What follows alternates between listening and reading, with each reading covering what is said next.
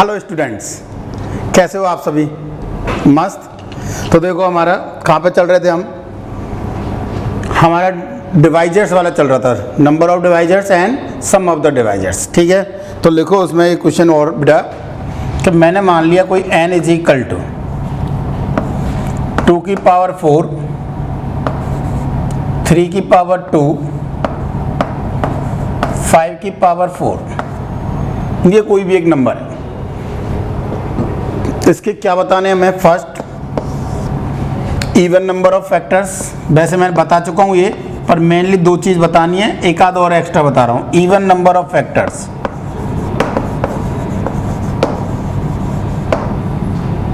Second the number of factors, the number of ways in which n can be resolved, the number of ways in which n can be resolved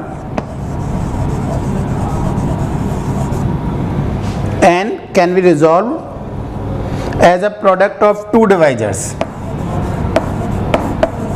as a product of two divisors।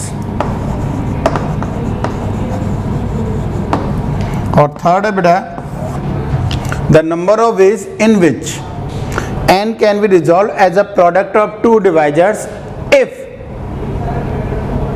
They are coprime.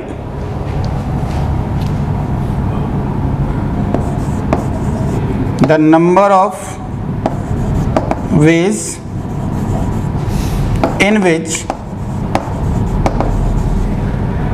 n, capital N है बेटा, n can be resolved as a product of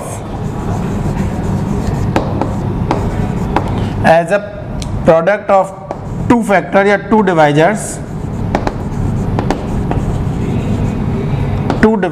which are co-prime,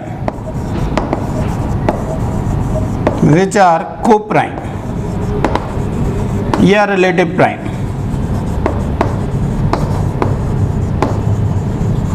which are को prime या relative prime.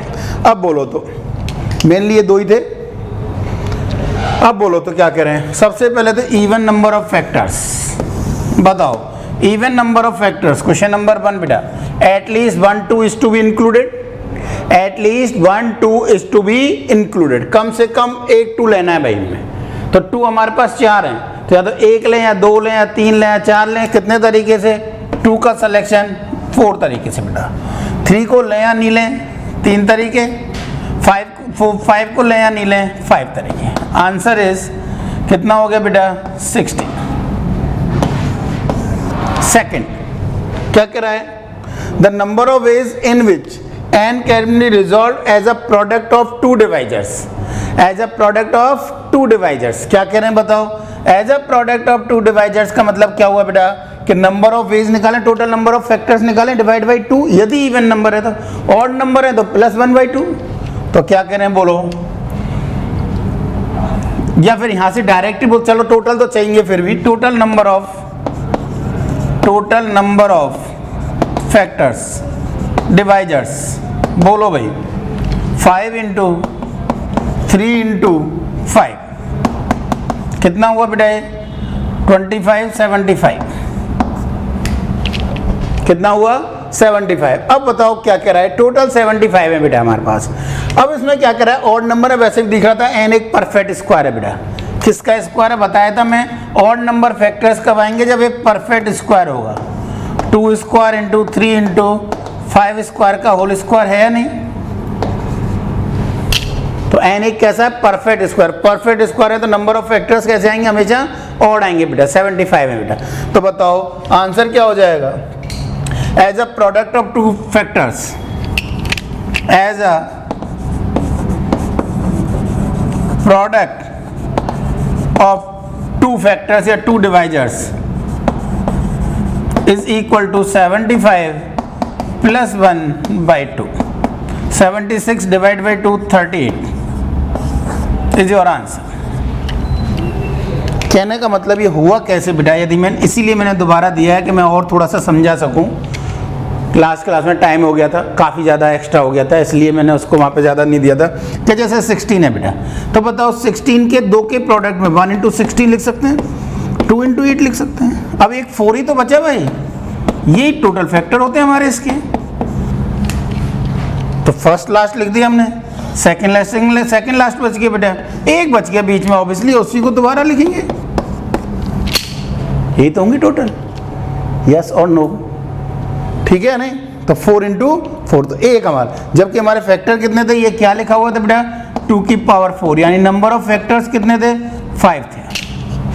तो answer क्या होता 5 plus 1/2, 5 plus 1/2 यानी 3 answer होता। तो वही हमने लिखा है बेटा, आ गया होगा आप समझ में। नेक्स्ट क्या था हमारा, थर्ड क्या कह रहे हैं बेटा, थर्ड बोल रहे हैं हमें क्या,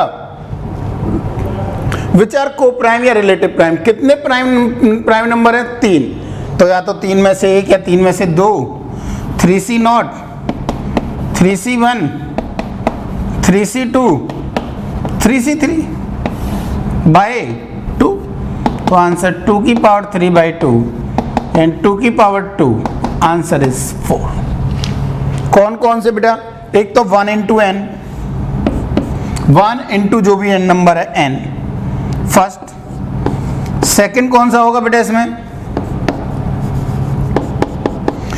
ऑब्वियसली इनमें से कोई भी एक ले लें, बस कोई भी एक वो वाला, और रिमेनिंग दूसरी तरफ हो जाएगा। क्या कह रहे हैं बताओ, 2 की पावर 4 इंटू 3 की पावर 5, 3 की पावर 2 इंटू 5 की पावर 4,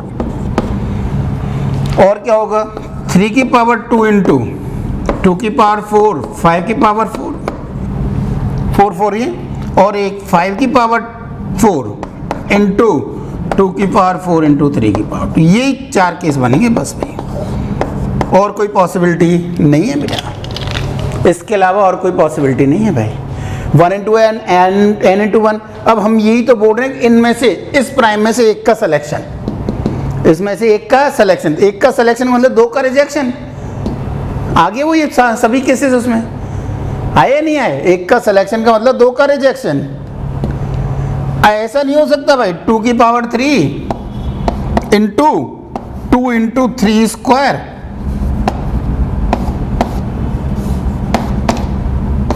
इंटू 5 की पावर 4, ये कोप्राइम नहीं है भाई, 2 कॉमन आ जाएगा, ये कोप्राइम नहीं है बेटा, क्लियर है? यहाँ तो 2 कॉमन है। कोप्राइम रिलेटिव प्राइम के लिए क्या होना चाहिए, HCF उनका हाईएस्ट कॉमन फैक्टर 1 होना चाहिए, यहाँ पर तो हाईएस्ट कॉमन फैक्टर 2 है बेटा, तो this is not a coprime.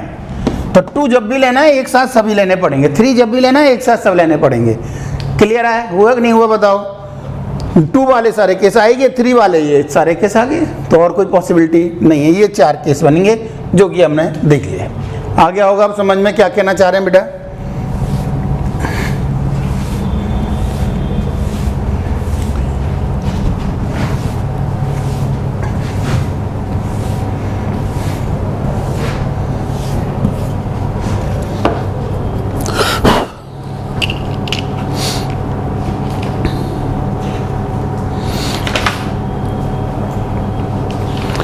Next जो हमारा सबसे ज़्यादा इम्पोर्टेंट था अभी तक में, वैसे तो कहीं से क्वेश्चन बन सकता है, आपको ही पता है बेटा, तो इसलिए ऐसा नहीं बोल सकते कि ये इम्पोर्टेंट वो important.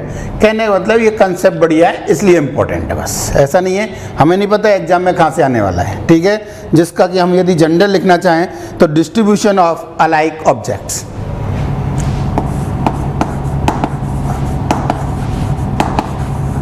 Distribution of alike objects, और इसको हम दूसरा नाम कोटा में, और इसको क्या बोलते हैं भाई, किसी बुक में जरूर नहीं है मिले, ये कोटा में बोलते हैं, ध्यान रखो, क्या? बेगर मेथड। क्या बोलते हैं बेटा? बेगर मेथड।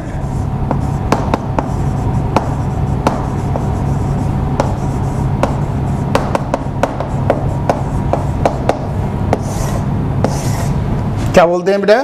बेगर मेथड, ठीक है? तो अब देखो क्या करें इसमें, बेगर मेथड या डिस्ट्रीब्यूशन ऑफ अलाइक ऑब्जेक्ट्स। इसमें क्या बेटा, इन जनरल लिखना चाहे तो लिख लो, चाहो तो चलो लिखो। The number of veg and distinct things, the number of veg लिखते जाओ of and distinct things can be distributed among P persons, R persons, जो भी बोलना चाहो आप।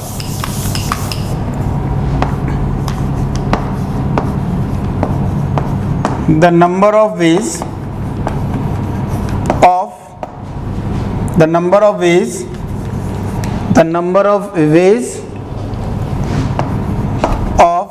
n alike objects and identical things या alike objects, identical या alike things, the number of ways of n alike things, क्या बोल रहे हैं आगे, n alike things can be distributed among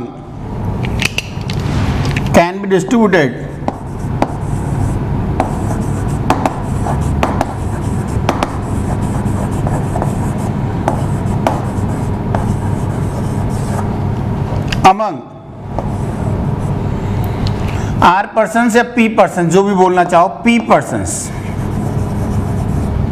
among P persons, if each person may receive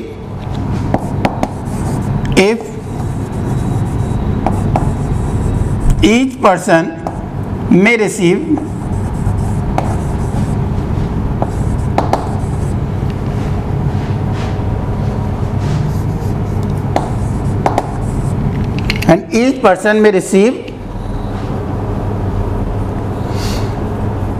none, one or more things, यानी any number of things, receive none, one or more things, none, one or more things, none, one or more things. The number of ways of n alike things can be distributed among P persons if each person may receive none, one or more things, या फिर bracket में any number of things.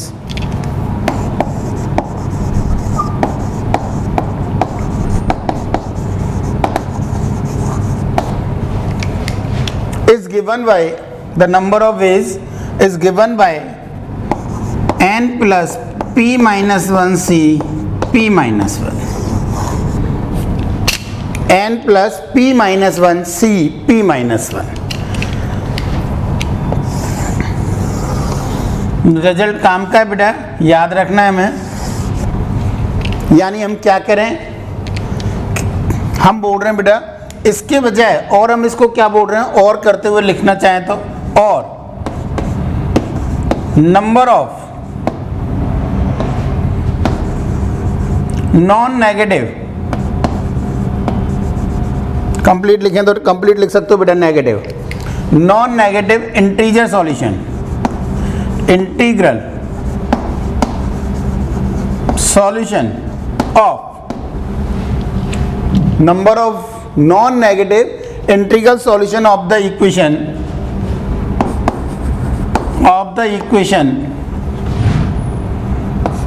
x1 plus या b1 b2 b3 जो भी, चलो b1 बोल देता हूं, b1 plus b2 plus b3 plus bp is equal to n।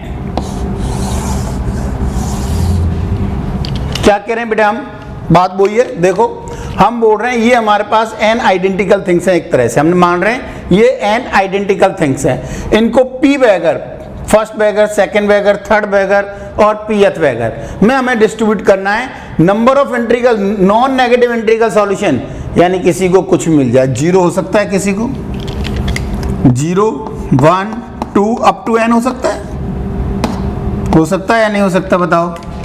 तो किसी को कुछ मिल जाए, यानी हम बोल रहे हैं B I in general, B I is greater than equal to 0 और बी आई बिलोंग्स टू, वो तो ऊपर लिखा हुआ है ये integer, greater than equal to integer बेटा 0 1 2 3 अप टू n तक ही जा सकता है। क्लियर है या नहीं? तो number of non negative integral solution, तो आंसर क्या होगा, कितने बेगर हैं, n आइडेंटिकल थिंग्स को p बेगर में डिस्ट्रीब्यूट करना है बेटा। Answer is n plus p minus 1 c p minus 1। तो इसको ऐसे बोलो, तो number of non negative integral solution of this equation, चाहे ऐसे बोलो, the distribution of n identical things in p beggar, answer is n plus p minus 1 c p minus 1। it is clear? अब ये आया कैसे, मेन बात ये है। तो देखो इसको एक एग्जांपल से, बजाय n के, n में थोड़ा सा डिजिट्स ले लेते हैं, ज़्यादा बढ़िया रहेगा। तो देखो अब हम बता रहे हैं इसका एग्जांपल क्या है बेटा, कोई भी एग्जांपल के थ्रू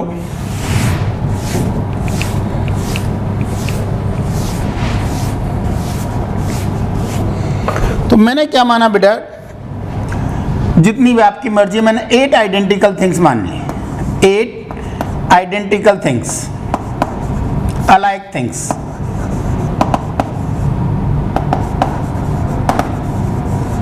कितने बेगर में डिस्ट्रीब्यूट करनी है, 3 बेगर में डिस्ट्रीब्यूट करनी है। 8 आइडेंटिकल थिंग्स को 3 बेगर में डिस्ट्रीब्यूट करना है मुझे, ठीक है। मैंने क्या किया बेटा, ध्यान दो, ये तो आइडेंटिकल थिंग्स है मेरे पास, 1 2 3 4 5 6 आइडेंटिकल है, बनने में जो भी बन रहा हो बेटा, 3 6 7 8। मैंने क्या किया, ध्यान दो बेटा, जितने बेगर हैं उससे एक कम बेगर, जितने बेगर हैं उससे एक कम, कितने बेगर में डिस्ट्रीब्यूट करना है, 3 में, उससे एक कम आइडेंटिकल थिंग्स इसमें ऐड कर दी। जितने पर्सन्स में, जितने बेगर में हमें डिस्ट्रीब्यूट करना है, उससे एक कम आइडेंटिकल थिंग्स इसमें ऐड कर दी मैं। इसका मतलब कितने बेगर में, 3 बेगर में डिस्ट्रीब्यूट करना, तो मैंने कितने, 2 आइडेंटिकल थिंग्स यहाँ पे ऐड कर दी वो, और इन सबको अरेंज कर दिया। 8 तो ये थे पहले से ही, और 2 आइडेंटिकल थिंग्स मैंने ऐड की बेटा, ये मान ली मैंने और एक ये मान ली मैंने, ठीक। अब बताओ इन सब का अरेंजमेंट बोल रहा हूं, ध्यान देना, 1 2 3 4 5 6 7 8 9 10, result is 10 factorial upon 8 factorial into 2 factorial. ये होगा कि नहीं होगा भाई, 8 आइडेंटिकल है, 2 अदर आइडेंटिकल है। क्लियर है या नहीं, समझ में आ रहा है? तो अब बताओ, अब हम क्या करें कि ये जो प्रत्येक अरेंजमेंट है वही हमारा डिस्ट्रीब्यूशन को रिप्रेजेंट कर रहा है। Every arrangement is so a distribution. कैसे, देखो बोर्ड पे देखो बेटा, इसको एज अ पार्टीशन वाल की तरह काम करेगा ये। इसका मतलब फर्स्ट बेगर को 1 थिंग मिल रही है, सेकंड बेगर को 3 मिल रही हैं, और थर्ड बेगर को 4 मिल रही हैं। अब इनका अरेंजमेंट आप जैसे चाहो कि सर इसकी जगह मैंने तो ये बना लिया, इनको 2 तो लगातार ये मान लिए मैंने, और रिमेनिंग इधर 8 मैंने इधर कर दिए, 1 2 3 4 5 6 7 8। अरेंजमेंट ये भी पॉसिबल है, बिल्कुल पॉसिबल है।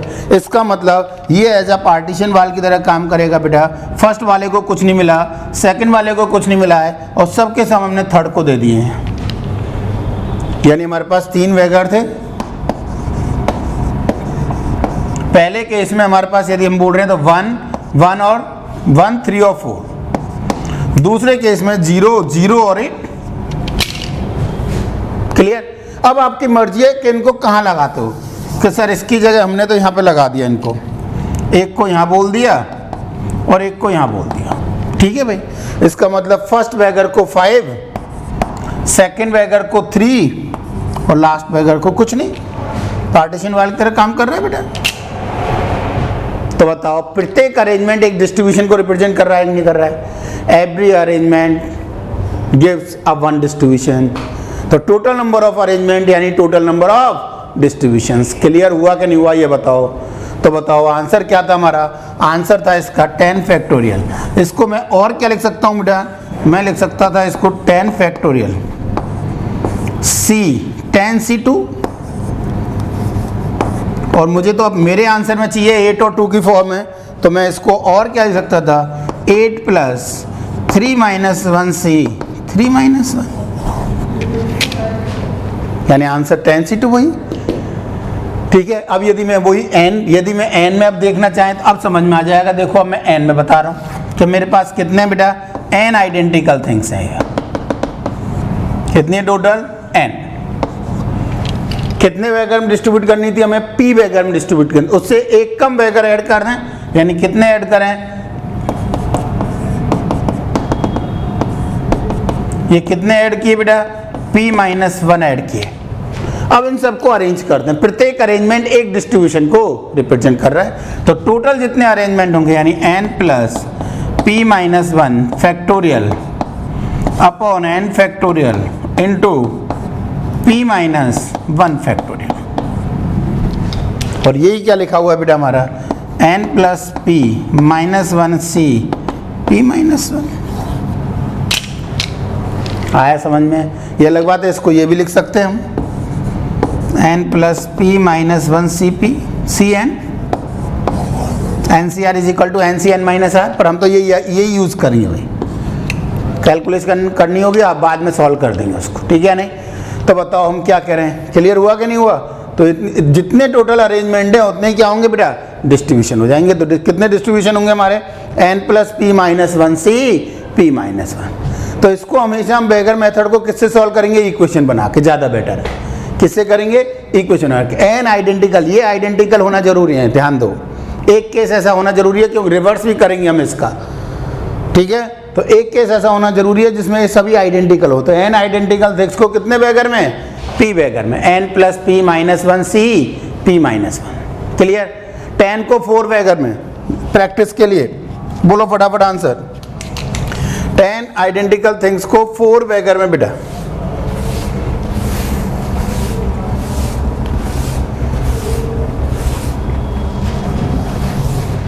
मेरे पास 10 आइडेंटिकल बुक्स हैं मैथ्स की, एक जैसी बुक हैं बिल्कुल, उनको मुझे 4 बच्चों में बांटनी है।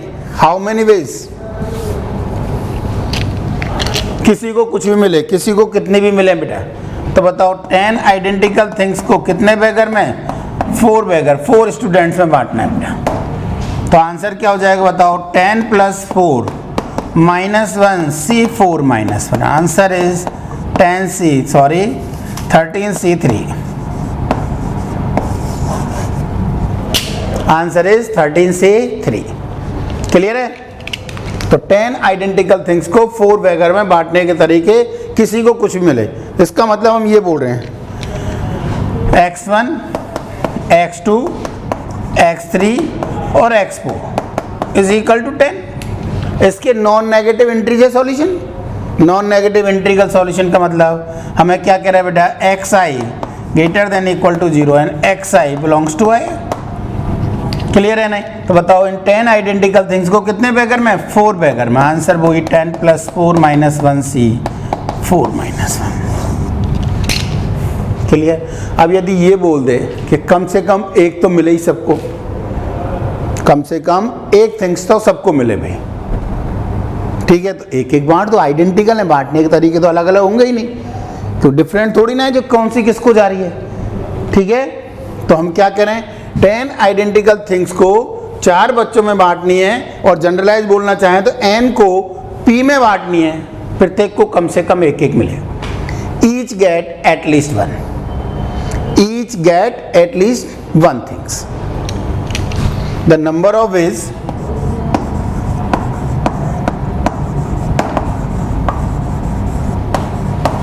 of distribution of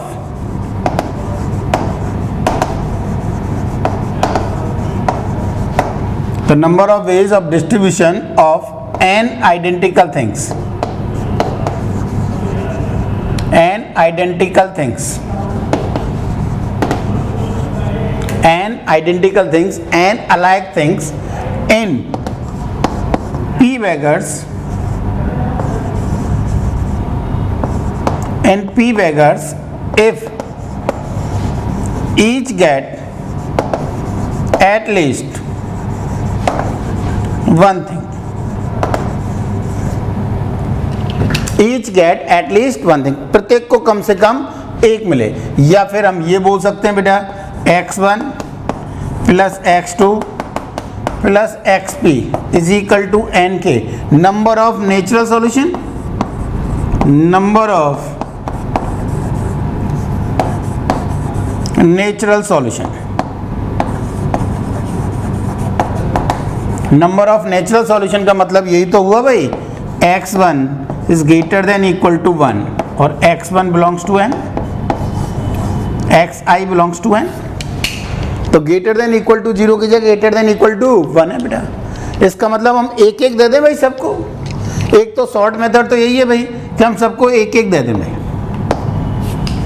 तो हमारे पास अब कितने बचेंगे बताओ, x1 plus x2 plus x3 plus xp is equal to, एक एक दे दिया बेटा, कितने दे, n माइनस पी बचेंगे।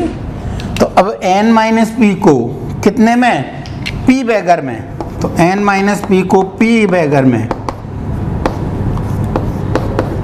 तो आंसर बेटा n minus 1c p minus 1, answer direct कितना होगा, is given by n minus 1c p minus 1। Clear. दूसरा मेथड क्या है इसका, मैंने तो यहाँ पे एक एक दे दिया बेटा, एक एक दिया तो कितने बच गए, n माइनस पी बच गए। तो n माइनस पी को कितने बैगर में, p बैगर में, तो n minus P plus p minus 1c p minus 1, yes और नो। तो ये p से p कैंसिल हो गया। दूसरा तरीका क्या था बेटा, देखो कि इसके नंबर ऑफ सॉल्यूशन चाहिए थे बेटा, मैं यही बता रहा हूँ। देखो मुझे क्या चाहिए था, इसके सॉल्यूशन चाहिए थे, नंबर ऑफ सॉल्यूशन बेटा।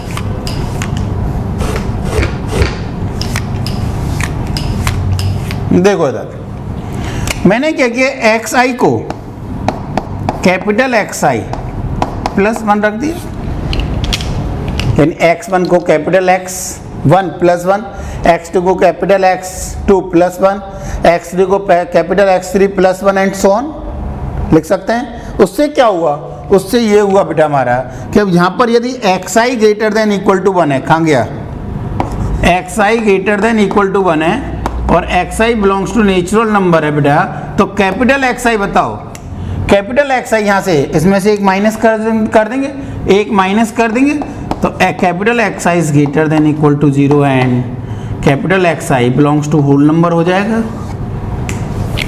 क्लियर है या नहीं, तो बताओ, मैंने ये पुट कर रहा हूँ बेटा, तो x1 capital x1 plus 1 capital x2 plus 1 capital x3 plus 1 capital xp plus 1 is equal to n। तो ये लिखा हुआ है x1 plus x2 plus x3 plus xp is equal to n minus P. अब ये कैपिटल xi हमारा क्या है यहाँ पर, ग्रेटर देन इक्वल टू 0 और होल नंबर है बेटा।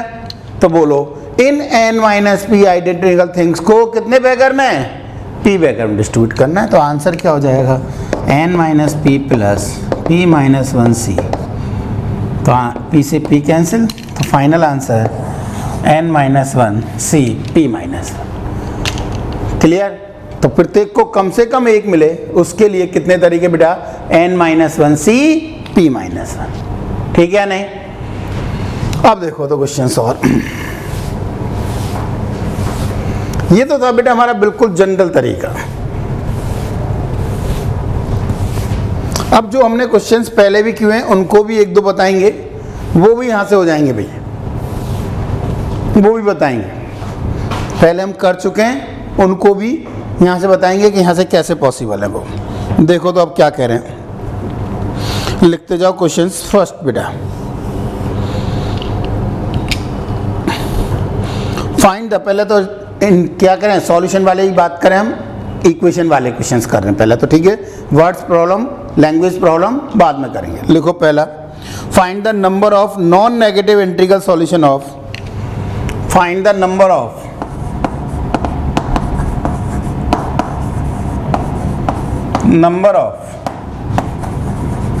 Non negative integral solution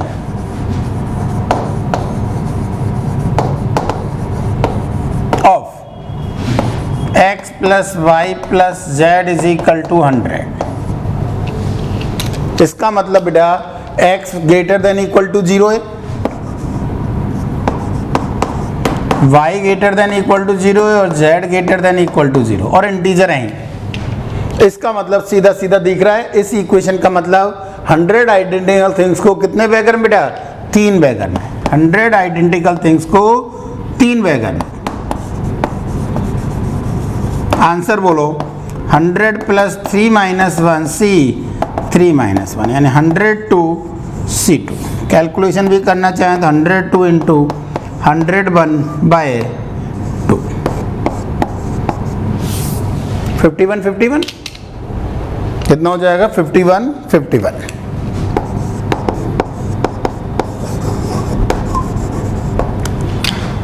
clear, कोई डाउट और लिखो तो। यदि इसमें ये पूछता how many natural solution of this equation, इसी इक्वेशन के क्या बोल दिया, how many natural solution. Second बोल रहा हूं बेटा, हाउ मेनी नेचुरल सॉल्यूशन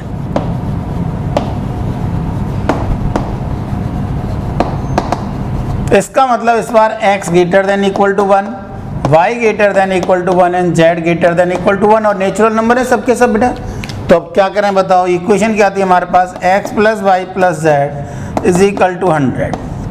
क्या करें बेटा, एक एक दे दें पहले, शॉर्ट में वाला मेथड तो हमने क्या किया, एक एक दे दिया भाई। जब एक गया कितने बचे बेटा, 97। तो 97 आइडेंटिकल थिंग्स को कितने बैगर में, 3 बैगर में बांटना है। तो 97 mine plus 3 minus 1 C 3 minus 1 तो कितना हो जाएगा बेटा ये 99 C2। डायरेक्ट करना चाहते तो क्या था बेटा, n माइनस 1, n कितना है 100, तो 100 माइनस 1 C 3 माइनस 1 तो वो आएगा आंसर। पर मुझे यार डायरेक्ट याद नहीं रहता भाई, मैं जनरल करता हूँ और कोई बहुत ज़्यादा टाइम लग नहीं रहा यार, ठीक है ना। क्योंकि अभी कंडीशन चेंज कर दूं मैं, y is greater than equal to 2 कर दूं तो प्रॉब्लम आएगी। अभी तो ठीक है, तो इसीलिए जनरल करो बजाय फॉर्मूले लर्न करने के, ज़्यादा बेटर है, ठीक है। तो एक इक्वेशन और दे रहे हैं,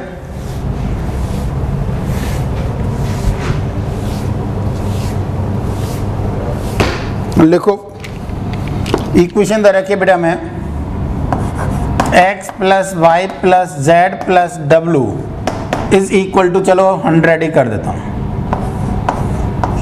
फर्स्ट क्वेश्चन है इसमें, find the number of non negative integral solution of this equation. Find the number of non negative integral solution of this equation obviously. Second, find the number of natural solution. Find the number of natural solution of this equation. Third, find the number of solution if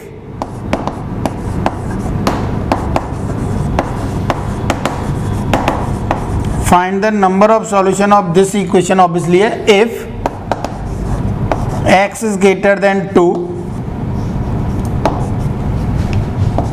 y is greater than 3 and z is greater than equal to 2. Fourth, find the number of solution of this equation if x is greater than minus 3, y is greater than minus 2 and z is greater than 1. ठीक है, करो फटाफट चारों questions निकालो भाई। हाँ भाई क्या कह रहे हैं, देखो क्वेश्चन क्या था बेटा हमारा, x plus Y plus Z is equal to 100। First का आंसर बोलो भाई। फर्स्ट तो इजी था, क्या कह रहे हैं बताओ, नॉन नेगेटिव यानी 100 को कितने बैगर में, 4 बैगर में। नॉन नेगेटिव को मतलब x greater than equal to 0, y greater than equal to 0, z greater than equal to 0, w greater than equal to 0 बेटा। तो बोलो क्या लिखे यहाँ से, तो 100 आइडेंटिकल थिंग्स को कितने बैगर में? 4 बैगर में। Answer is 100 plus 4 minus 1 C 4 minus 1 यानी 100 3 C3। तो फर्स्ट का answer 103 and C3, 103 and C3। तो बताओ सेकंड क्या करें? नंबर ऑफ नेचुरल सॉल्यूशन बेटा एक एक दे दें, कितने बच गए? 96। तो 96 को कितने बैगर में? 4 बैगर में। चाहो तो डायरेक्ट 100 माइनस 1 4 माइनस 1 भी कर सकते हैं डायरेक्ट, आपकी मर्जी है। तो 96 आइडेंटिकल थिंग्स को 4 बैगर में। आंसर इज बेटा 96 प्लस 4 माइनस 1 C 4 माइनस 1 यानी 99 C3। ठीक, अब थर्ड केस बेटा, थर्ड केस में यहां पे ले रहा हूं, इधर ही बताता हूं। चलो थर्ड केस, थर्ड केस क्या बेटा? Question number find the number of solution of x greater than equal to 2। सबसे पहले तो इक्वलिटी होल्ड कराओ भाई, यहां पर क्या कराओ? इक्वलिटी होल्ड कराओ बेटा। इक्वलिटी होल्ड कराएंगे तो बताओ क्या लिखा हुआ है? x greater than equal to 3, x y greater than equal to 4 and z greater than equal to 2। यानी x कम से कम 3 चाहिए x को, y को कम से कम 4 चाहिए, z को कम से कम 2 चाहिए। यस और नो? तो यदि डायरेक्ट करना चाहें तो यहाँ से क्या करें? इधर देखो बेटा, बोर्ड पे देखो। डायरेक्ट करना चाहें तो मैं जनरली बताऊंगा, डायरेक्ट बता रहा हूँ। देखो कैसे कि यहाँ पे इसको 3 दे दें बेटा, इसको 4 दे दें और इसको 2 दे दें। W के लिए कोई कंडीशन नहीं लिखी क्या मैंने? अच्छा 3 के लिए मान के कर दी बेटा मैंने। चलो W इज लिखो एक और यहाँ पे बेटा, W is and W is greater than 1 कर देता हूँ। चलो तो यहाँ क्या हो जाएगा? W is greater than equal to कितना बेटा? 2। ठीक है, तो इसको 2 दे दिए। आया समझ में? तो बोलो कितने? 4 और 3 7 और 2 9 और 2 11 गए। 11 गए तो कितने बचे बेटा हमारे पास? 89 बचे। कितने बचे? 89। 89 को 4 बैगर में। तो आंसर क्या होगा हमारा? 89 plus 3 4 minus 1 C 4 minus. Answer is 92 C3। ये तो था हमारा, डायरेक्ट कर दिया भाई हमने। और किसी को लगता है कि सर नहीं आया समझ में, ये तो हमारे वैसे आ गया होगा, मुझे नहीं लगता नहीं आया होगा, पर फिर भी दूसरा तरीका क्या है? जनरल तरीका क्या है इसका, जो मैंने पहले बताया था। x को क्या लिख दिया बेटा मैंने? Capital X plus 3। y को क्या लिख दिया बेटा मैंने? Capital Y plus 4। z को क्या लिख दिया बेटा मैंने? Capital Z plus 2। And w को क्या लिख दिया बेटा मैंने? कैपिटल W प्लस 2 रख दिया इस इक्वेशन में। इक्वेशन में रखोगे बेटा तो x plus 3 plus y plus 4 plus z plus 2 plus w plus 2 is equal to 100। तो आप बोलो x plus y plus z plus w is equal to 89। Clear है नहीं? अब हमारे पास ये x greater than equal to 0 है या नहीं? y greater than equal to 0, z greater than equal to 0 और w greater than equal to 0। Number of non negative integral solution हुए कि नहीं हुए बेटा? तो 89 को कितने बैगर में? 4 बैगर में। तो 4 माइनस 1 C यानी 92। 89 और 3 92 हो गए बेटा, C3। आगे होगा अब समझ में कि अभी भी नहीं आया। लास्ट क्वेश्चन, 4th नंबर का क्वेश्चन मैं यहाँ ही कर रहा हूँ। चलो यहाँ पे भी एक z के लिए और लिख देना बेटा, w के लिए w इज ग्रेटर देन 0। चलो ठीक है, अब बोलो तो यहाँ से क्या कह रहे हैं 4th के लिए। सबसे पहले तो इक्वलिटी होल्ड कराओ भाई। तो capital x sorry small x is greater than equal to -2। -3 से ग्रेटर बेटा small y is greater than equal to -1। Capital Z sorry small z is greater than equal to 2 and W is greater than equal to 1। इस condition को satisfy करते हुए इसके solution चाहिए हमें x plus Y plus Z plus W is equal to 100। Yes और no? तो बोलो कितने होंगे बेटा? ऑब्वियसली इसको -2, यहाँ पे -2 दें। -2 मतलब इससे और ले लिए बेटा हमने, यहाँ पे -1। एक्चुअल में नहीं ले रहे भाई, बैगर से ले नहीं रहे, सॉल्यूशन का तरीका बेटा ये नहीं कि उठा ही लिए बैगर के कि हम देने गए बजाय देने के ले लिए भाई, ठीक है ना? एक्चुअल ले नहीं रहे भाई। यहाँ पे +2, यहाँ पे +1, तो बेटा ये तो कैंसिल हो गए सब, 3 ही दे रहे हैं और 3 ही लिए, 100 ही रह गया ये तो आंसर क्या हो जाएगा? इन 100 थिंग्स को इन 4 में 100 + 3 C3 लिख दूँ ना डायरेक्ट बेटा? अब तो इतना ध्यान दो, क्या किया मैंने? 3 ही दिए और 3 ही लिए वापस, 3 तो दिए, ये 3 लिए हैं वापस, तो टोटल तो फाइनल तो कितना होगा बेटा हमारा? 100 रह गया। चाहो तो आप इस capital X small x is equal to capital X -2, small y is equal to capital Y -1, small z is equal to capital Z +2, small w is equal to capital W +1, जैसे हमने वहाँ किया था। आया समझ में? तो बता उसके डायरेक्ट समझ में आ गया होगा बेटा। तो ये तो अब कोई भी कंडीशन लगा दे इस टाइप की तब भी हम कर सकते हैं भाई। नेक्स्ट क्या करें बेटा इसमें? नेक्स्ट आता है बेटा इसमें कि लेस देन ग्रेटर देन लगा दे बेटा। पहले तो फाइनल में लगाए, इक्वेशन में लगा दे और फिर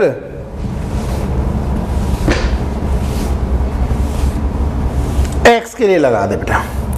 अभी ध्यान दे रहे हो तो जो बैगर है उसकी मैक्सिमम कंडीशन नहीं लगाई हमने कि इस 1% को मैक्सिमम इतने मिल जाए, नहीं लगाई ना अभी। तो देखो क्या कह रहे हैं नेक्स्ट बेटा, x plus Y plus Z is less than equal to 100। चलो 100 की जगह 200 कर दो। Find first number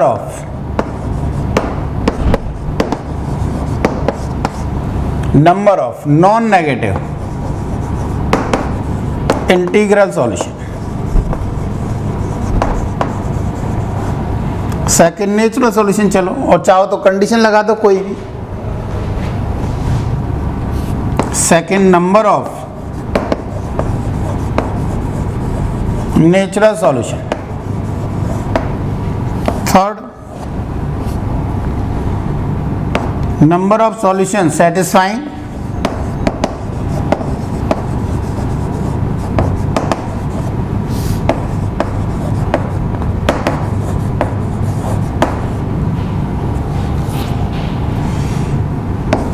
x number of integral solution. चाहो तो नंबर ऑफ, चलो यहीं पे लास्ट में लिख दूंगा, x is greater than equal to -3, y is greater than -2, z is greater than -1। ठीक है, प्लस का रखा ही नहीं इस बार तो अपने आप ही कम रहेंगे। तो where x y z belongs to i। ये 3 क्वेश्चन बेटा। सबसे पहले तो मेन तो यही था बेटा, यदि लेस देन आ जाए, क्या आ जाए? लेस देन आ जाए, तब हमें क्या करना है। अब एक तरीका तो ये है कि हम ये केस बनाएं, पर वो बेकार है, सिर्फ समझाने बताने के लिए लिख रहा हूँ बेटा। x plus Y plus Z is equal to 200 और x plus Y plus Z is equal to 199 और x plus Y plus Z is equal to 198 और x plus Y plus Z is equal to 0। जितने भी इनके solution आएंगे सबको add कर दें, आंसर आ जाएगा हमारा। ऐसा नहीं है इससे नहीं हो जाएगा। कौन सा फॉर्मूला लग जाएगा? NCR is equal NCR plus NCR minus 1 is equal to N+1 CR+1 जो भी था, मतलब दोनों में ऊपर सेम नीचे 1 का डिफरेंस, तो ऊपर 1 हो जाएगा, नीचे जो बड़ा है वो रिजल्ट आ जाएगा। वो फॉर्मूला यहाँ पे लग जाएगा बेटा। ठीक है ना? कौन सा फॉर्मूला? NCR। एक लिखना चाहूँ तो बताओ, इन 200 को इन 3 वैगर में 202 C2। नेक्स्ट बोलो 201 C2, 200 C2 और लास्ट कितने 0 आइडेंटिकल थिंग्स को, एक ही तरीका है बेटा। इससे पहले वाला क्या होगा, 1 को 3 वैगर में 1 + 2 यानी 3, 1 + 2 3c2 और लास्ट होगा बेटा ये 2c2। अब सबको ऐड करना है तो इसको क्या लिख दो, 3c3 लिख दो और ऐड करते जाओ। रिजल्ट कितना आएगा, ये 4c3, यानी एक एक ऐड होता जा रहा है, एक एक ऐड होता जाएगा। आंसर 203c3 का। एक तो ये तरीका था, मुझे नहीं लगता कि समझ में आ गया, बहुत बढ़िया है। नहीं आया तो मैंने पूरा बताया भी नहीं है, जस्ट आइडिया दिया है, पर ये सही नहीं है। ज़्यादा बेटर कौन सा है, दूसरा तरीका बेटा। वो क्या है हमारा, देखो मिटा क्यों दिया मैंने, कोई बात नहीं, चलो मिटा दिया। तो मैंने क्या किया बेटा, एक डमी एलिमेंट इसमें ऐड कर दिया। क्या किया, एक डमी एलिमेंट ऐड कर दिया, x + y + z + w = 200। मैंने क्या किया, एक डमी एलिमेंट और इक्वेशन इक्वल टू को लेस देन इक्वल टू को इक्वल में कन्वर्ट कर दिया। अब यदि मैं ये बोल रहा हूँ, बोर्ड पे देखो, जब w को 0 मिल रहा है, जब इस डमी एलिमेंट w को 0 मिल रहा है, तो बताओ x + y + z 200, एक केस यही था हमारा। जब इसको 1 मिल रहा है, x + y + z = बोलो 199, दूसरा केस यही था हमारा।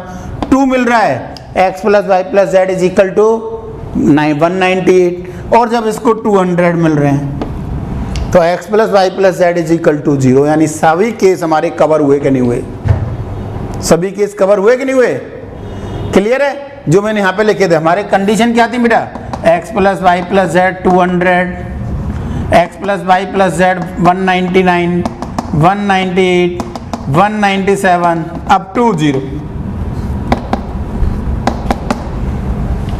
तो ये सारे केस हुए कि नहीं हुए इसमें। इसका मतलब हम क्या करें, इन 200 आइडेंटिकल थिंग्स को कितने बैगर में, 4 बैगर में बांट दें बेटा, क्लियर है। तो आंसर क्या होगा हमारा, 200 + 4 - 1c 4 - 203c3 is your answer. तो जब लेस देन आ रहा है तो क्या करो, एक डमी एलिमेंट ऐड कर दो, याद रखोगे। जब लेस देन आ रहा है तो क्या करना है, एक डमी एलिमेंट ऐड करना है, आंसर निकालो, ठीक है। अब देखो क्या कह रहे हैं, दूसरा क्या बोल रहा है बेटा, ये तो फर्स्ट हो गया। Second, number of natural, natural का मतलब एक एक दे दें बेटा। कितना बचा, 197। तो 197 का मतलब क्या हो गया, x + y + z is less than equal to 190। Capital लिख दिया मैंने डायरेक्ट, भाई समझ में आ रहा होगा। तो x + y + z + w is equal to 197। तो बोलो 197 + 4 - 1c 4 - 1। आंसर इज कितना हो गया बेटा, 197 + 3 यानी 200c3। क्लियर, सेकंड का आंसर।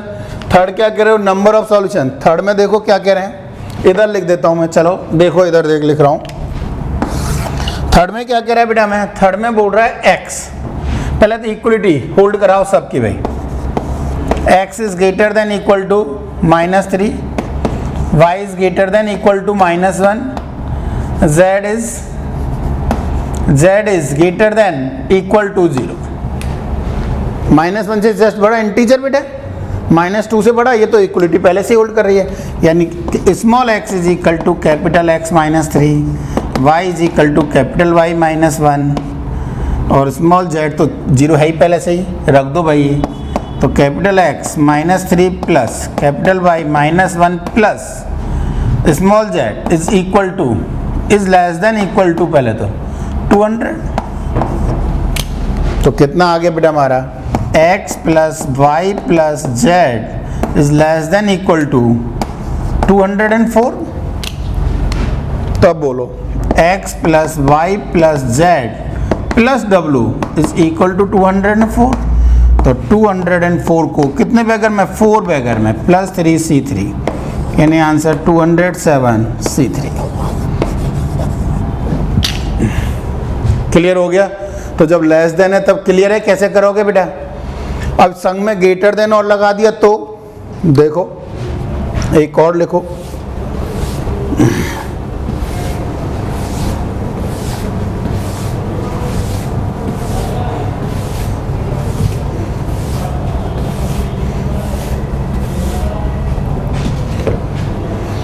देखो क्या कह रहे हैं, find the number of solution of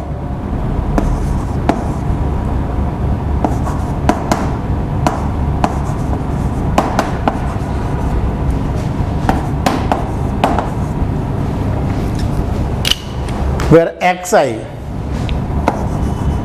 greater than equal to 0 और xi belongs to I, 0 या 0 से बड़ा है और इंटीजर है भाई, ठीक है। तो अब देखो क्या कह रहे हैं, क्या मैं बोल सकता हूं यहां से इसको, मैं क्या ये बोल सकता हूं बेटा कि x1 plus x2 plus x3 is less than equal to 50 minus x1 plus x2 plus x3 is less than equal to 19। बोला करो ये क्लियर है या नहीं? लिख सकते हो? कैसे? देखो इधर मैं क्या कर रहा हूँ, 20 या 20 से ज़्यादा चाहिए, यहाँ क्या बोल रहा हूँ मैं 50 या 50 से कम, 0 से ज़्यादा था ही, 50 या 50 से कम में से कौन से माइनस कर दिए?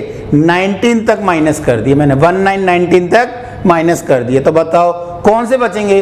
20 to 50 बचेंगे या नहीं? बिल्कुल भाई, ध्यान देना यहाँ पर 20 है, यहाँ 19 है, यहाँ इक्वलिटी होल्ड नहीं हो रही होती तो यहाँ 20 लिखता बेटा, ठीक है नहीं? अभी इक्वलिटी होल्ड है बेटा। तो अब बोलो आंसर क्या लिखोगे? एक एक्स्ट्रा डमी एलिमेंट ऐड करेंगे तो यानी 50 को 4 में कितने तरीके से, 50 प्लस 3c3 माइनस 19 को 4 में 19 प्लस 3c3, तो answer 53c3 minus 22c3 is your answer. समझ में आया भाई? थोड़ा सा डायरेक्ट कर दिया, बाद में तो अब तो क्वेश्चन कर चुके हैं हम ऐसे, क्लियर है? तो यदि लेफ्ट में लगा दिए, यहाँ पे इक्वलिटी हटा देंगे तो यहाँ 20 हो जाएगा, ध्यान देना बेटा, ठीक है। नेक्स्ट देखो, तो लेफ्ट में लगाओ चाहे राइट में लगाओ, अब क्लियर हो गया होगा।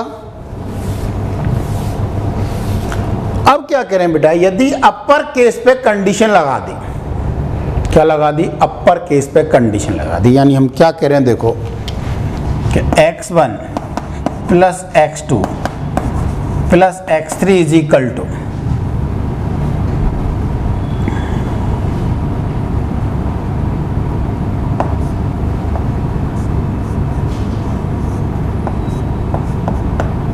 चलो 12 कर देता हूँ, 11 ही कर देता हूँ, चलो x1 plus x2 plus x3 is equal to 11। Find the number of solution of this equation if xi lie between 1 to 6। कहने का मतलब दूसरे तरीके से बोलना चाहूँ तो मैंने बेटा एक डाइस है और xi belongs to natural number है, बिल्कुल xi बिलोंग्स टू है। क्या कह रहे हैं बेटा, एक क्या है बेटा, एक 3 डाइस को मैंने थ्रो किया, सम 11 आए, यही बना कि नहीं बना? 3 डाइस को मैंने थ्रो किया, सम कितना है? 11 आए, उसके total number of cases. Clear है या नहीं? तो अब देखो कैसे करना है, बोर्ड पे देखो सामने ध्यान से। मैं क्या कह रहा हूँ बेटा, अभी तक तो मेरे पास अपर लिमिट की कोई कंडीशन नहीं थी। नो डाउट 11 आइडेंटिकल थिंग्स को 3 में बांटना है, पर पहले एक तो दे दें भाई, यस और नो, एक तो चाहिए भाई हमें, ठीक है? तो एक तो दे दिया भाई, ये तो दे दिया, ये दे दिया, तो क्या बचा हमारे पास? Capital XI, capital X1, capital X2, capital X3 is equal to कितना बेटा? 1 1 1 2 3 गए 8, ये बचेगा। कंडीशन कैपिटल XI 0 to 5, भाई मैंने क्या किया है, small xi is equal to capital XI plus 1 लिखा है बेटा। तो x1 plus x2 plus x3 plus 1 plus 1 plus 1 उसको इधर ले गया। अब यहाँ से क्यों मुझे पता है कैपिटल XI कहाँ से कहाँ तक है बेटा? 1 to 6 है, तो xi plus 1 1 to 6, capital XI plus 1 1 to 6, तो capital x I is equal to कहाँ से कहाँ तक बेटा 0 to 5। क्लियर है नहीं? अब बताओ 0 to 5 यानी मैक्सिमम मैं 5 दे सकता हूँ किसी को, 5 से ज़्यादा नहीं, ध्यान देना बेटा। क्लियर है? अब बोलो तो टोटल नंबर ऑफ केस जब हम किसी को कितने भी दे रहे हैं, total number of case minus जब हमने किसी एक को या एक से ज़्यादा को 5 या 5 से ज़्यादा दे दिए, 5 से ज़्यादा, 5 तक तो देना है, 6 या 6 से ज़्यादा दे दिए, यानी एन ऑफ ए, यहाँ पे ए क्या रिप्रेजेंट कर रहा है बेटा, 2 को 5 नहीं दे सकता, नहीं तो 2 आते यहाँ पे, ध्यान देना। यदि ऐसा पॉसिबल होता तो 2, 3 होते तो 3 आते बेटा यहाँ पे, कि तीनों को मैं 5 से ज़्यादा दे रहा हूँ। अभी तो 5 से ज़्यादा तीनों को, यहाँ पे यदि 10 से ज़्यादा दूसरा केस लूँगा मैं, उसमें जाएगा वो, तो ध्यान देना भाई। यहाँ पे तो कितने बनेंगे, जब मैं किसी एक को 5 से ज़्यादा दे रहा हूँ, एक ही केस बनेगा। यहाँ पे एन ऑफ ए क्या है, जब मैं किसी एक को 5 या 5 से, 5 तो है ही, 5 से ज़्यादा दे रहा हूँ बेटा। बोलो तो आंसर क्या करें, टोटल 8 आइडेंटिकल थिंग्स को, 8 आइडेंटिकल थिंग्स को 3 ब्रैकेट में बेटा 8 + 2 C2 माइनस। अब मैंने ये कौन से केस एक्स्ट्रा आ गए इसमें, जब मैंने इनको 6, 7, 8 दे दिया हो किसी को भी, ठीक है नहीं? तो बताओ 6 दे दिया, बोर्ड पे देखो बेटा ध्यान से थोड़ा सा। पहले तो किसी एक को 6 दिया है मैंने, किसको दिया है 3C1, मान लिया इसका सिलेक्शन आगे हो गया, तो इसको 6 दे दिया मैंने, ठीक। कितने बचे मेरे पास, 2 बचे। 2 को कितने बैगर में, 2 में नहीं 3 में भाई, 2 को 2 में नहीं 3 बैगर में, 2 को 1, 2, 3 बैगर में बांटना है, क्योंकि 7 वाला केस भी तो आएगा इस पे। जब मैंने किसी एक को 7 दे दिए, मैंने किसी एक को 8 दे दिए भाई। क्लियर है या नहीं? तो मैं क्या कह रहा हूँ बताओ, इन 2 आइडेंटिकल थिंग्स को 3 बैगर में बांटने के तरीके 2 + 2C2, तो आंसर कितना हो जाएगा बेटा 10C2 minus 3 × 4C2। 10C2 is 10 × 9/2 minus 3 × 4 × 3/2, कितना हो गया बेटा 45 माइनस 18 हो गया क्या? Answer is 27। Answer is 27। अब यदि मैंने क्या कर दिया यहाँ पर और बढ़ा दिया ये नंबर, यानी ऐसा पॉसिबल कर दिया मैंने कि मैं एक से ज़्यादा की जगह 2 को भी पहुँच जाए। कितनों को? 2 को मतलब 6 दूनी 12, 12 और 3 15 से ज़्यादा देने। देखो क्या कर रहा हूँ मैंने, क्या किया यहाँ पर, उसको दूसरे तरीके से भी करेंगे, और x1 + x2 + x3 = 16। कंडीशन वो ये एज इट इज।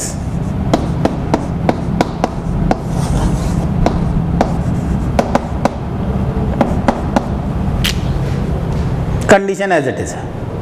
क्या किया बताओ मैंने, बोलो भाई, x1 + x2 + x3 = कितने बेटा 1 1 1 दिया बेटा, तो कितने बचेंगे 13। अब यहाँ पर xi कहाँ से कहाँ तक है, 0 to 6, 0 to 5। आ रहा है समझ में? अब देखो तो मैं क्या कह रहा हूँ, टोटल माइनस, अब यहाँ पर क्या होगा बेटा, ध्यान दो थोड़ा सा, टोटल माइनस n ऑफ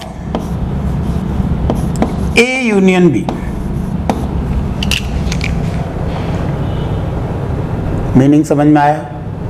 जब हम क्या कह रहे हैं, किसी एक को -2 को, एक वाला केस, फिर 2 वाला केस, 3 वाला होता तो 3 वाला केस, यानी रिकरिंग सीरीज। याद आ रहा हो तो भाई क्या कह रहे हैं यहाँ पर, क्या लिखेंगे, किसी एक को हमने क्या दे दिया 6 या 6 से ज़्यादा, -2 वाले case, n of A minus n of A + n of B जितने भी हैं, plus n of C, NA NB NC वाले जितने भी हैं, यहाँ पे 2 को जा रहा है तो 2। तो ये थोड़ा सा ध्यान से देखना है, यहाँ पे क्या बोल रहे हैं बेटा, यहाँ पे क्या बोल रहे हैं हम, n of A union B। A union B का मतलब कि या तो एक को या 2 को हमने क्या दे दिया, आइदर x1 इनमें से कोई भी, 3 में से, और x2 कोई भी हो सकते हैं 2। क्या दिया बेटा? आइदर ए और आइदर बी। ए का मतलब किसी एक को इनमें से 6 या 6 से ज़्यादा दे दिया, या फिर दूसरे को 6 या 6 से ज़्यादा दे दिया। तो माइनस वो case when each get at least 6। Complete लिखना चाहें तो माइनस कौन से केस? व्हेन ईच गेट 6 और मोर, 6 और मोर, ईच गेट 6 और मोर। क्लियर? अब देखो तो क्या कह रहे हैं, बोर्ड पे देखो बेटा। 13 को 3 में बांटना है, 13 प्लस 2c2 माइनस, बोलो भाई, माइनस साइन ऑफ। जब हमने किसी एक को 6 दिया है बेटा, किसी एक को 6, किसको? पहली बात तो वही 3c1, 6 दे दिए बेटा, कितने बचे? 7। इन 7 को कितने में? 1 2 3, 3 में, तो 7 प्लस 2c2 माइनस, जब 2 को 6 दे दिया बेटा, नीचे लिख देता हूं, जब 2 को 6 दिया है, कौन से 2? 3c2 इंटू कितने बचे? 1, 1 को कितने बेगर में? 3 बेगर में, 1 प्लस 2c2। आया नहीं आया समझ में? तो आंसर कितना हो जाएगा बेटा? 15c2, यानी 15 इंटू 14 7 माइनस 3 इंटू 9c2 बेटा, 9 into 4 minus minus plus 3c2 यानी 3, और अगेन 3c2 यानी 3, 105 माइनस 108, 36 108 बेटा, प्लस 9। फाइनल आंसर इज, बोलो भाई, 36 आ गया। देखो ये तो सेकंड वाला तो इससे भी बड़ा हो गया था सिर्फ, जब हमने किसी एक को क्या दिया है? 6 दिया, तो इससे भी जो टोटल थे उससे भी बड़ा हो गया इस कंडीशन में, तो इसलिए प्लस हुआ वो। तो आंसर कितना हुआ? 6। अब इसका दूसरा मेथड देखो, जब नंबर ज़्यादा मैक्सिमम के नियरेस्ट है, जब मैक्सिमम के नियरेस्ट, मैक्सिमम कितना है? 6, तीनों को 6 6 6 दिया, 18, तो ये है या नहीं मैक्सिमम के नियरेस्ट? मैंने क्या किया बेटा यहाँ पर, या फिर यहाँ पे बोल दो, एक ही बात है। मैंने क्या किया? xi is equal to 6 minus xi, ठीक रखो। xi is equal to 6 minus xi इसमें रखा, तो वो क्या रिजल्ट देगा? 6 minus xi x1 plus 6 minus x2 plus 6 minus x3 is equal to 16, यानी x1 plus x2 plus x3 is equal to कितना बेटा? 18 माइनस 16 2। अब यहाँ पे देखो कंडीशन क्या होगी बेटा? 6 माइनस xi कहाँ से कहाँ तक बेटा? 1 to 6, 6 माइनस किया तो minus 5 is less than equal to minus xi is less than equal to 0, minus से मल्टीप्लाई कर दिया बेटा, तो xi कहाँ से कहाँ तक है? 0 to 5, प्रॉब्लम ही नहीं है। xi 0 to 5 प्रॉब्लम ही नहीं है। 2 आइडेंटिकल थिंग्स को बांटना है हमें, तो 2 आइडेंटिकल थिंग्स को कितने बेगर में? 3 बेगर में। Answer 2 plus 3 minus 1c 3 minus 1, यानी 4c2। तो अब देखो, ये करो चाहे ये करो, अब आपके ऊपर है कि आप कैसे करते हो। आया समझ में? जब हमारे पास दिख रहा है बड़ा नंबर जा रहा है, नियरेस्ट मैक्सिमम के नियरेस्ट पहुंच रहा है, तब हम ये कंसेप्ट यूज कर सकते हैं। आया समझ में? क्लियर है? लिख लो फटाफट। क्लियर है भाई? देखो तो next,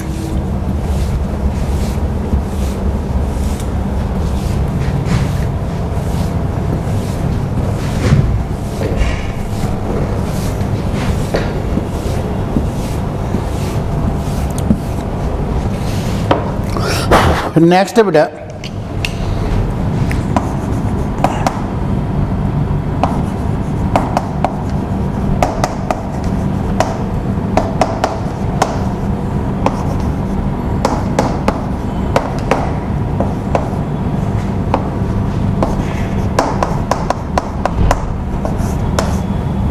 number of solution, find the number of solution of this equation, find the number of solution of this equation.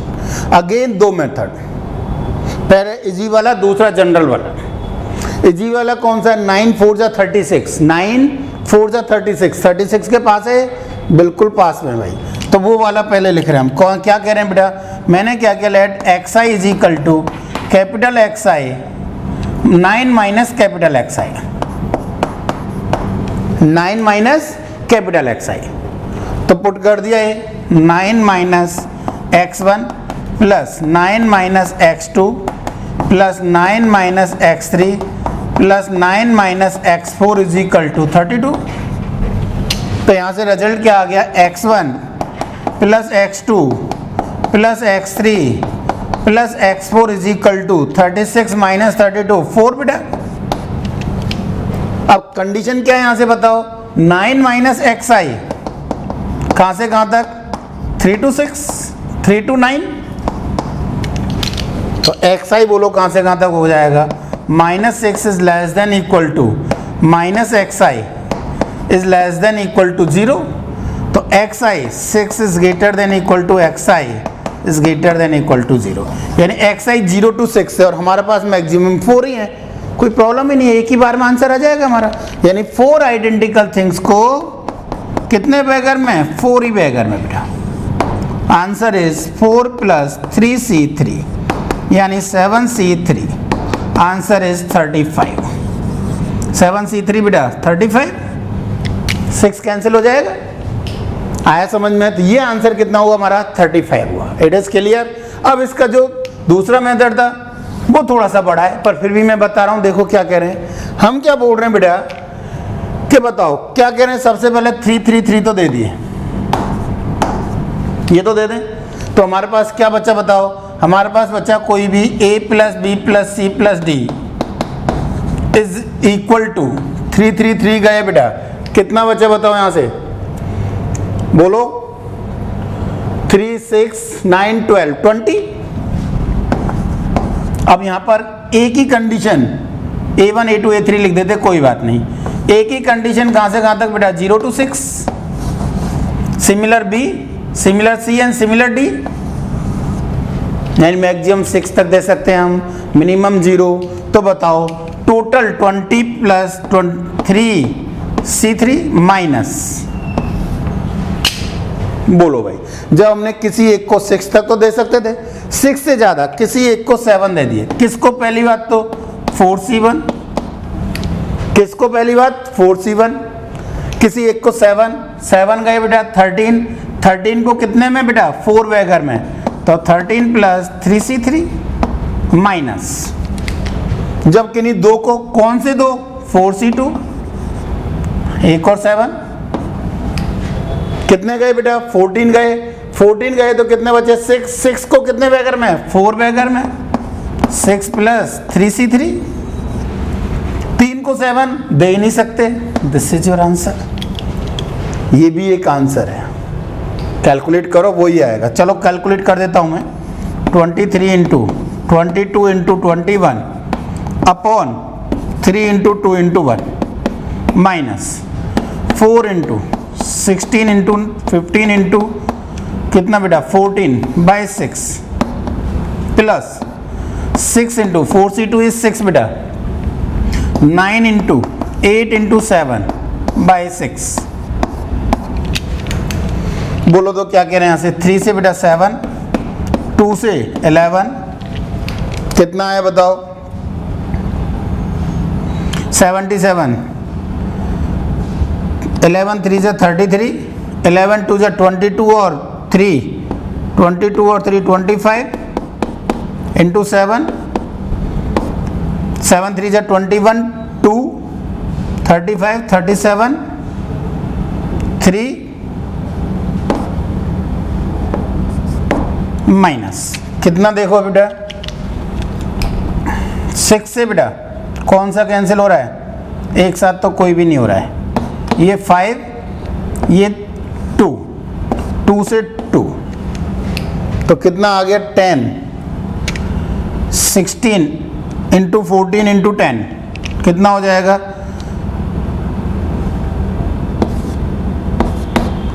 16 4 जा 64, 16 और 6,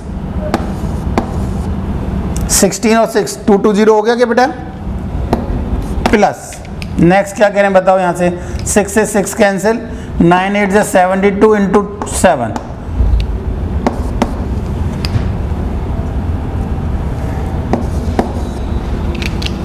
कितना है भाई यहाँ पे 77, इतना plus 504, 5722 minus 2240, answer is 35।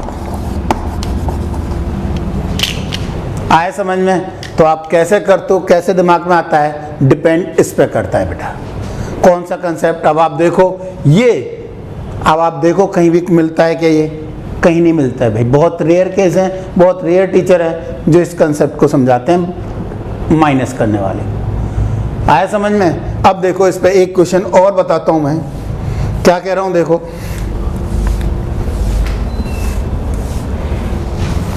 Question बढ़िया है बेटा,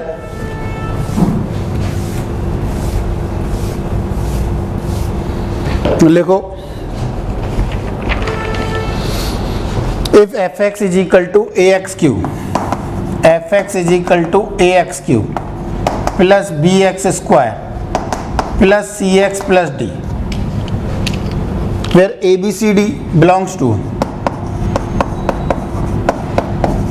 abcd belongs to कितना बेटा, 0 1 2 up to 9, abcd belongs to 0 2 1 2 3 up to 9, then find the number of ways, find the number of ways for which, find the number of ways, find the number of ways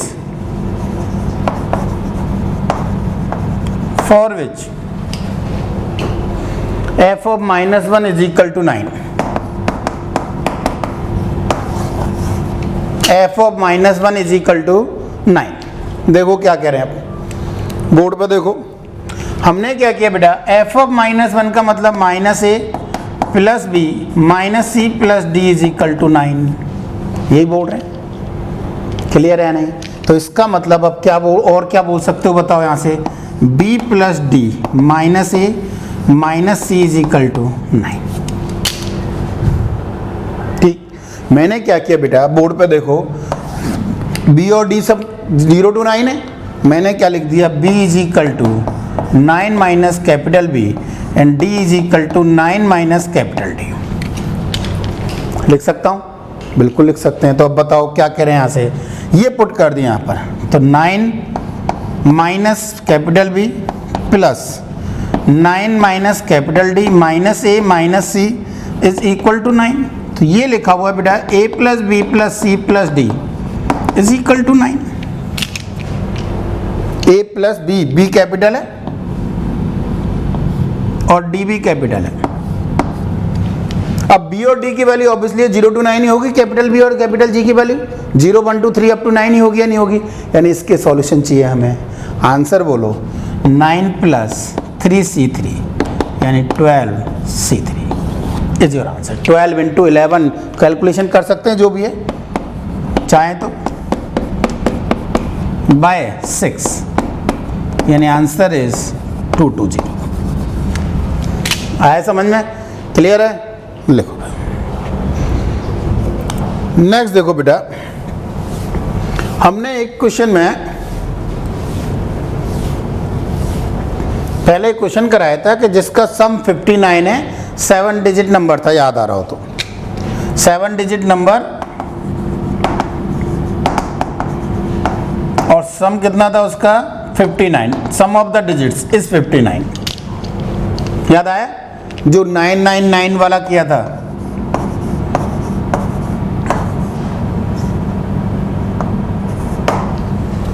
याद आ गया होगा।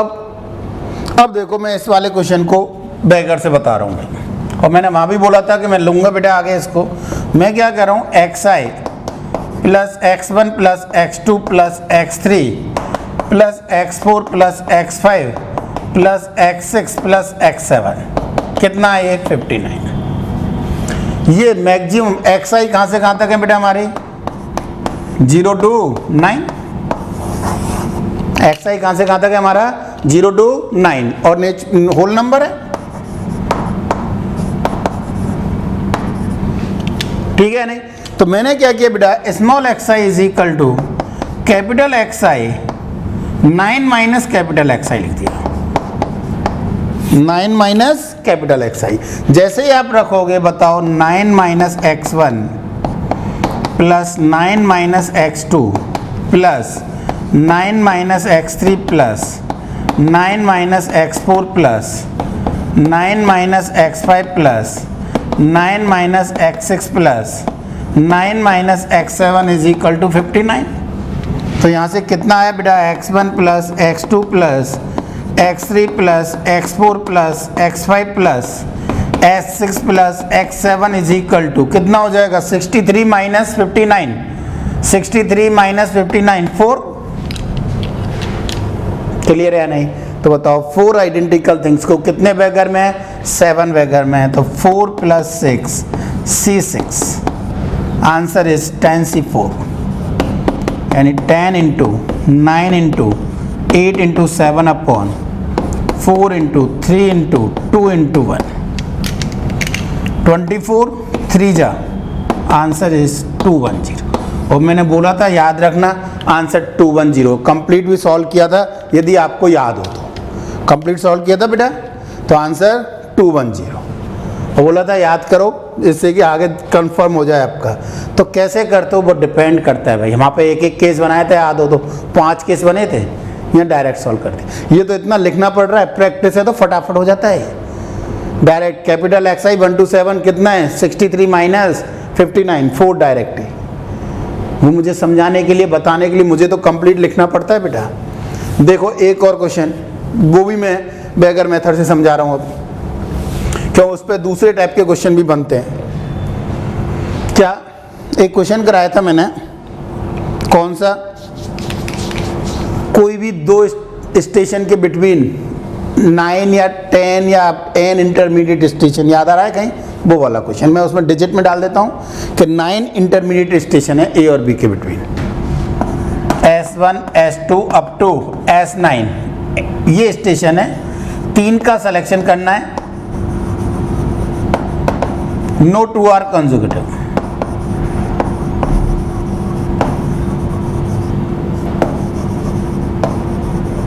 कराया था या नहीं कराया था बताओ, नो 2 आर कंसेक्यूटिव, ठीक।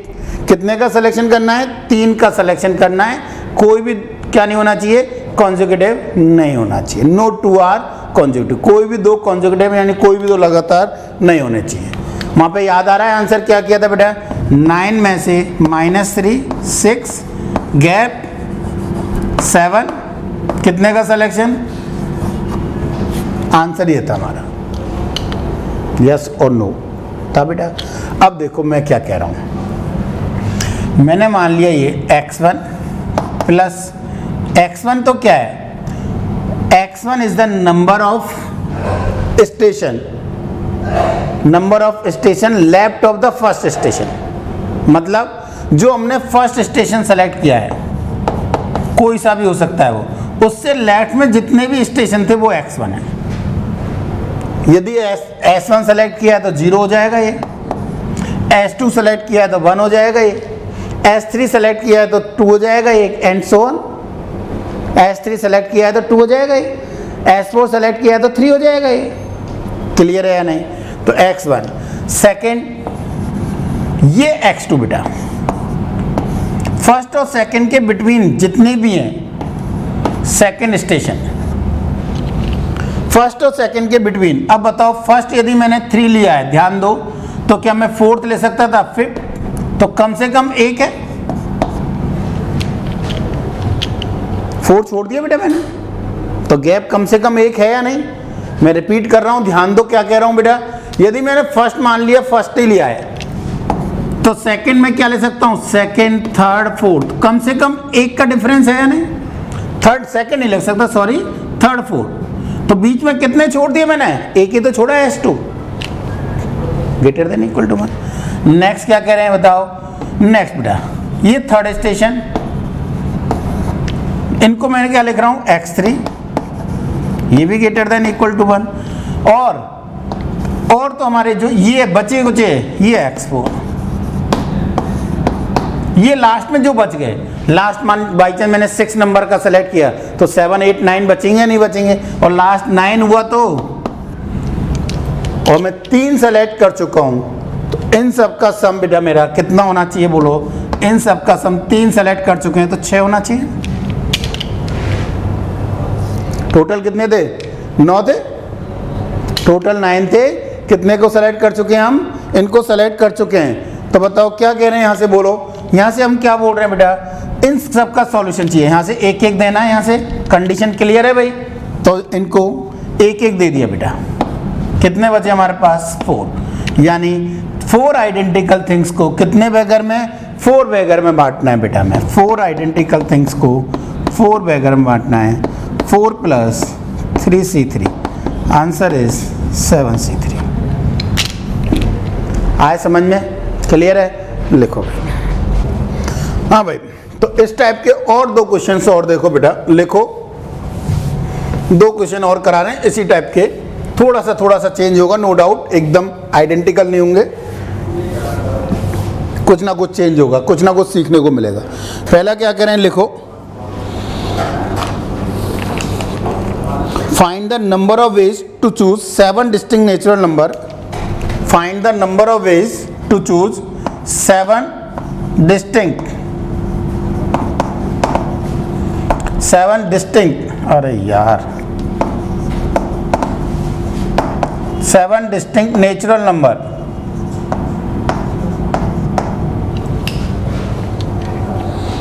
Find the number of ways to choose 7 distinct natural numbers from first 100 natural number. From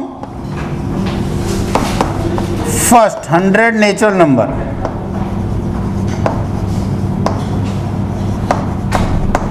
From first 100 natural number such that any 2 chosen number, such that any 2 chosen number, any 2 chosen number differ at least by 7, differ at least by 7। ठीक है नहीं? अब बताओ क्या करें, question बिल्कुल similar है भाई, बिल्कुल सिमिलर क्वेश्चन है, ध्यान से करना है, बस इतना सा है बेटा। इसका मतलब पहले तो ये बोलो कि यदि मैंने फर्स्ट नंबर यदि 10 का चुना है तो सेकंड नंबर कम से कम डिफर कितना होना चाहिए? 7 का, तो कम से कम 17 होगा, 17 से बड़ा हो सकता है, यस और नो? यदि कोई भी नंबर मैंने 40 चुना है तो बताओ नेक्स्ट नंबर 47 से कम पहला नहीं ले सकता मैं? 47, 48, 49 कुछ आगे ले सकता हूँ, कम से कम डिफरेंस कितने का होना चाहिए? 7 का डिफरेंस होना चाहिए, यही बोल रहा है। अब देखो मैं क्या कर रहा हूँ, बिल्कुल सिमिलर टाइप का क्वेश्चन है, थोड़ा सा चेंज है बस। क्या कह रहे हैं बेटा, मैं फर्स्ट, ये फर्स्ट नंबर हमने चूज किया, से पहले जितने भी थे उनको x1 लिख दिया मैंने। यदि फर्स्ट नंबर मैंने 1 चूज किया है तो ये 0 हो जाएगा, फर्स्ट नंबर मैंने 10 चूज किया है तो ये 9 हो जाएंगे, फर्स्ट नंबर मैंने 20 चूज किया है तो ये 19 हो जाएंगे बेटा। तो x1 क्या है? Greater than equal to 0। x1 are the numbers which left, या which is left hand side, या which is left hand side ही बोल दो, which is left hand side of the first number, first number के left में, या less than of the first number, ये भी बोल सकते हो, less than of the first number. First number यदि आपने 40 चुना है तो बताओ x1 कितना हो जाएगा? 39। क्लियर? नेक्स्ट बोलो, ये x2 फर्स्ट और सेकंड नंबर के बिटवीन। अब मैं कोई एक एग्जांपल के थ्रू बता रहा हूं, वैसे यहां पे मैं बता चुका हूं। फर्स्ट नंबर यदि मैंने बाई चांस 8 चुना था बेटा, तो इसको सेकंड वाले को मैं क्या ले सकता हूं?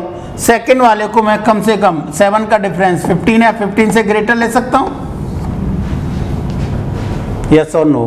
तो x2 की नंबर कितना होगा, 7 नहीं होगा। ये गलती कर देते हैं बस यहाँ पर हम, ये गलत हो गया। x2 is greater than equal to 6 ये भाई।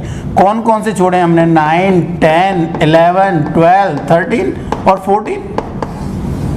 1 2 3 4 5 6 तो बचे बेटा हमारे पास। ये जनरल मिस्टेक थी जो यहाँ पर होती है, बस इतना सही था, और तो सब बिल्कुल सिमिलर था बेटा।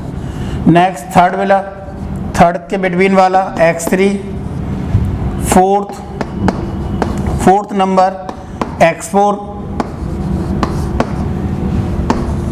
Fifth x5, six x6, seventh x7 और सेवंथ के जो बाद में बच गए वो x8 बेटा। ग्रेटर देन इक्वल टू 0, ये सब greater than equal to 6।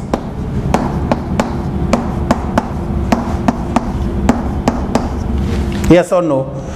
7 number select कर चुके हैं बेटा, तो बताओ कितने बचे, 93, 100 थे। तो इस इक्वेशन के इस कंडीशन को सेटिस्फाई करते हुए सॉल्यूशन, इंटीजर सॉल्यूशन ऑब्वियसली। तो बताओ आंसर क्या बोल रहे हैं, बोलो बेटा। 1 2 3 4 5 6, 6 इज 36, 36 माइनस कर दिए बेटा, इसमें से कितने बचे, 56 बचे क्या, 57 बचे बेटा। 57 आइडेंटिकल थिंग्स को कितने बैगर में, 8 बैगर में। आंसर 57 + 7 C7, यानी कितना हो गया बेटा, कितना हो गया बेटा, 64 C7 इज योर आंसर। आया समझ में? तो आंसर इज 64 C7। अब इसको कैसे भी घुमा फिरा के पूछ लिया जाता, बाई चांस ये बोल दिया जाए NC7 है, इसके टोटल नंबर कितने बेटा, NC7 है, तो n के नंबर ऑफ डिवाइजर्स बताओ, n के नंबर ऑफ डिवाइजर्स। आगे कैसे भी पूछा जा सकता है, नंबर ऑफ फैक्टर्स बोलो। तो ऑब्वियसली n कितना है, 64, 64 2 की पावर 6 लिख सकते हैं बेटा, नंबर ऑफ फैक्टर भी 7 हो जाएगा। क्लियर है या नहीं?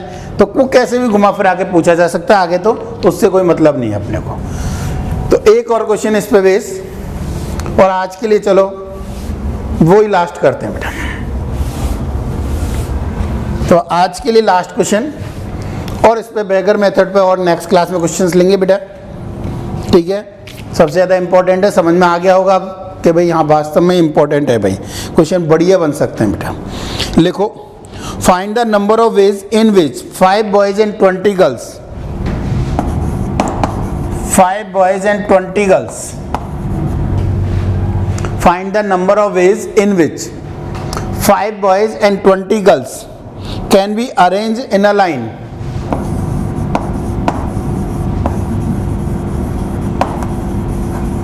can be arranged in a line, can be arranged in a line such that between any two boys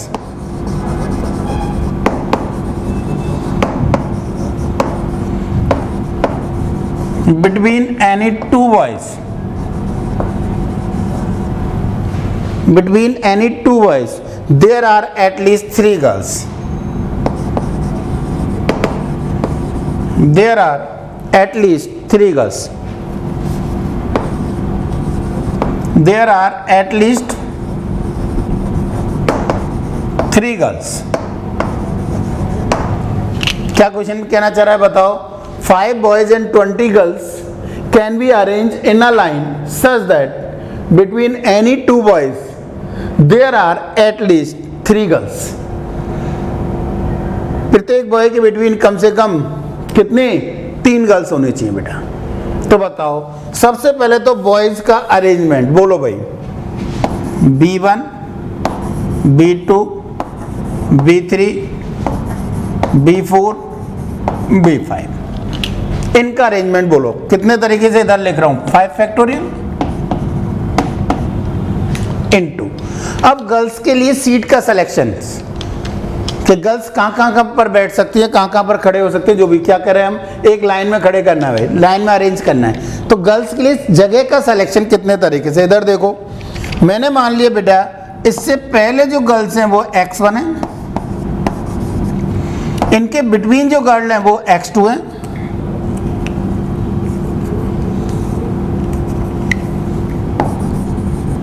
इनके बिटवीन गर्ल हैं वो x3 हैं, इनके बिटवीन x4 हैं, इनके बिटवीन x5 हैं और रिमेनिंग इधर जो बैठी हुई है वो x6 है। ये दोनों ग्रेटर देन इक्वल टू 0 होंगे, लेफ्ट में जरूरी नहीं है राइट में जरूरी नहीं है भाई, पर ये ग्रेटर देन इक्वल टू 3 होंगे भी।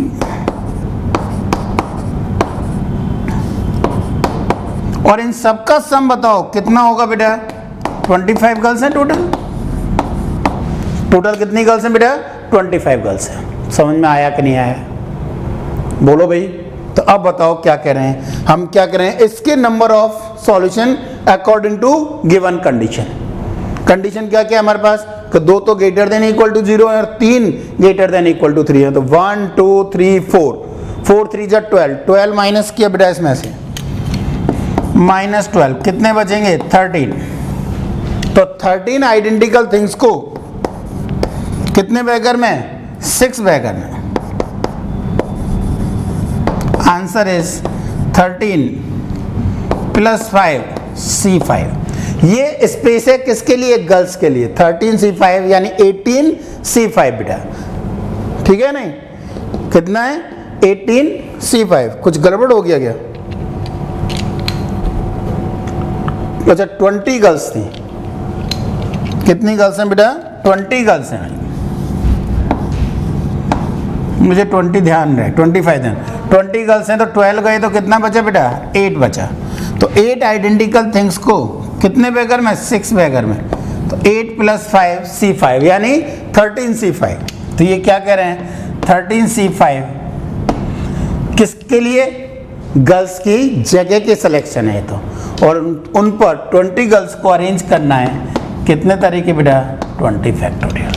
तो आंसर क्या होगा हमारा 5 factorial into 13 C5 into 20 factorial. This is your answer. आया समझ में, क्लियर। तो ये तो हमारा क्या था बेटा आज के लिए इतना ही। नेक्स्ट क्लास में इस पे बैगर पे वर्ड प्रॉब्लम, लैंग्वेज प्रॉब्लम और करेंगे बेटा, ठीक है। Okay, all the best.